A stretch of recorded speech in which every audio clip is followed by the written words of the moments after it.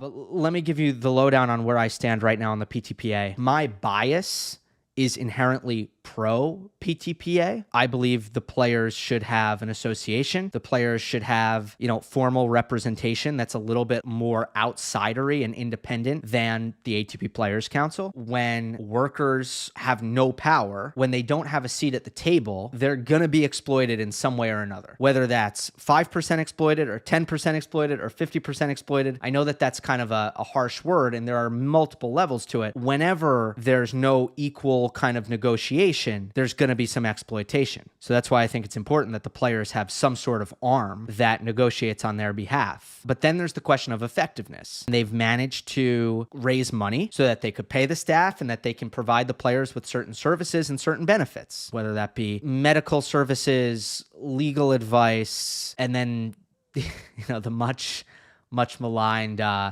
hotel status, airline status, access to airport lounges, all these little things. But ultimately, that was never the goal, or that's not the impact that the PTPA claims to be trying to make. It's not about, I can go into the Delta Sky Lounge, right? It's not, it's supposed to be a whole lot bigger than that. Roddick and Ahmad, they agree with that. They agree that the goals are much larger than what they've been able to puncture so far. Okay, we understand what you stand for in theory. We know what you're advocating for, but what are you actually doing about it? And at the moment, here's what they're doing about it. They have hired a bunch of law firms to review the structure of the tours. And right now, the only hand in the card that they're playing is if their lawyers come back and say, yeah, you have some legal ground to stand on, you can potentially take the tour to court on behalf of the players and basically get better terms for the independent contractors that are the players. And my question would be, so what happens if your lawyers come back and they say,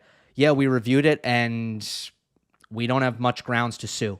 It's legal. A regular players association has leverage because all of the players are joined in on it. It's really the threat of labor strike is ultimately where the power lies. The reason there's a threat of labor strike is because they're all a part of this umbrella. They're all a part of this association. Right now, other than the legal thing, there's no leverage because there's no proof that the players are organized in a significant way behind the PTPA. And when there's no proof of that, the tours don't need to take this thing seriously. And if there's no threat, there's no power. The power is in the threat. The power is in the leverage. Where's their leverage?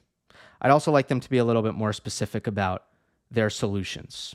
And this goes for all the players and everybody who advocates for anything. If you say you want calendar reform, if you say you want scheduling reform, be specific. What's your vision? What's your solution?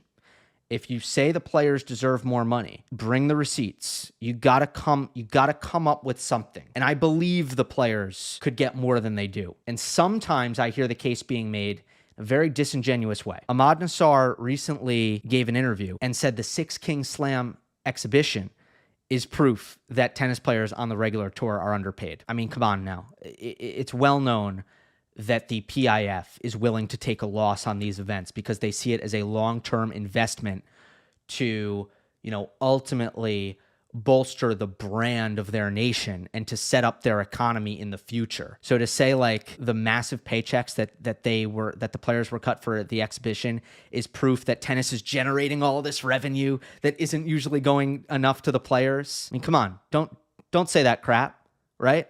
Let's be real.